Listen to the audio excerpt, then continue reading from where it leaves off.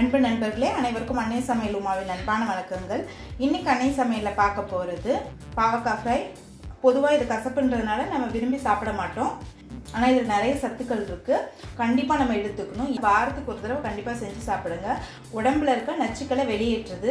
இந்த மெத்தட் படி பண்ணிங்கன்னா பாவக்காய் அந்த அளவுக்கு கசப்பு தெரியாது. வாங்க எப்படி செய்கிறதுன்னு பார்க்கலாம். கடாயில் தேவையான அளவு எண்ணெய், முதல்ல 1/2 டீஸ்பூன் கடுகு,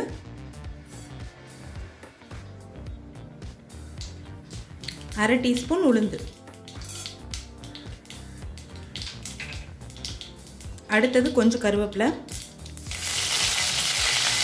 நீளமாக நறுக்குன 2 வெங்காயத்தை சேர்த்துக்கலாம்.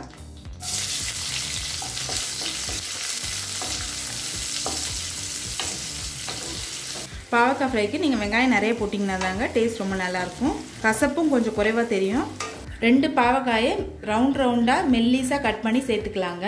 நான் அப்படியே சேர்க்க போகிறேன். உங்களுக்கு கசப்பு கம்மியாக வேணும்னா மோரில் கொஞ்சம் நேரம் போட்டு சேருங்க, கசப்பு கம்மியாக தெரியும். பாவக்காயில் எலுமிச்சம்பழ சாறு உப்பும் போட்டு பெசரி ஒரு 10 நிமிஷம் ஊற வச்சுருங்க. அப்புறம் நல்லா பிழிஞ்சு எடுத்துகிட்டு கூட சேர்க்கலாம். இப்படி செய்கிறதுனால பாவக்காயோட சத்து போயிடும். நீங்கள் விருப்பப்பட்டீங்கன்னா அந்த மெத்தட் நீங்கள் ட்ரை பண்ணி பார்க்கலாம். இப்போ நம்ம பாவக்காயை சேர்த்துக்கலாம். இப்போ பாவக்காயை நல்லா வதக்கிக்கலாம். மெல்லிஸாக கட் பண்ணிட்டீங்கன்னா சீக்கிரம் வெந்துடும். தேவையான அளவு உப்பு,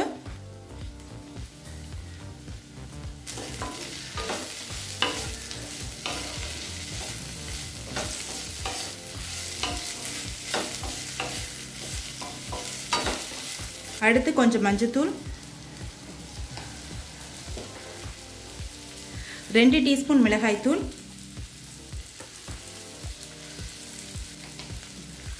1 டீஸ்பூன் தனியாத்தூள், 1 டீஸ்பூன் சீரகத்தூள்.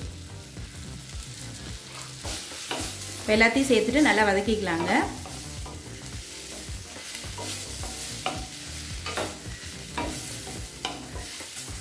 சீரகத்தூள் போட்டிங்கன்னா பாவக்காய் வறுவல் டேஸ்ட் ரொம்ப நல்லாயிருக்கும். நீங்கள் விருப்பப்பட்டீங்கன்னா முழு சீரகமாக கூட தாளிக்கும் போது போட்டுக்கலாம்.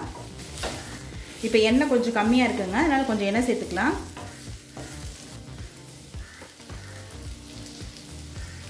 இப்போ மூடி போட்டு பாவக்காய் நல்லா வேகிற வரைக்கும் வெயிட் பண்ணலாங்க.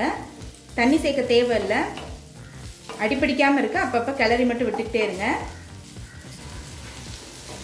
ஒரு 5 நிமிஷம் கழிச்சு பாருங்கள், முக்கால்வாசி வெந்துருச்சு. இன்னும் ஒரு 5 நிமிஷம் ஸ்லோலே இருக்கட்டும். இப்போ 1 டீஸ்பூன் கடலை மாவு சேர்த்துக்கலாம். கடலை மாவு சேர்க்கறதுனால பாவக்காய் டேஸ்ட் ரொம்ப நல்லா இருக்குங்க. கசப்பும் உங்களுக்கு கம்மி பண்ணும். கடலை மாவு சேர்க்கறது ஆப்ஷனல் தான், நீங்கள் விருப்பப்பட்டால் சேர்த்துக்கலாம், இல்லைன்னா வேண்டாம். கடலை மாவு சேர்த்துட்டு ஒரு 5 நிமிஷம் ஸ்லோலே இருக்கட்டுங்க.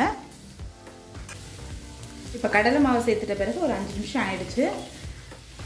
பாவக்காய் உங்களுக்கு பார்க்கும் போதே தெரியும் நல்லா கிறிஸ்பியாக இருக்குது. இப்போ பாவக்காய் ஃப்ரை ரெடி ஆகிடுச்சுங்க. சர்வ் பண்ணிடலாம். இப்போ சுவையான பாவக்காய் ஃப்ரை ரெடி ஆகிடுச்சு. ரெசிபியை ட்ரை பண்ணி பாருங்கள், கண்டிப்பாக உங்களுக்கே பிடிக்கும். ரெசிபி பிடிச்சிருந்ததுன்னா வீடியோவை லைக் பண்ணுங்கள், கமெண்ட் பண்ணுங்கள், ஷேர் பண்ணுங்கள்.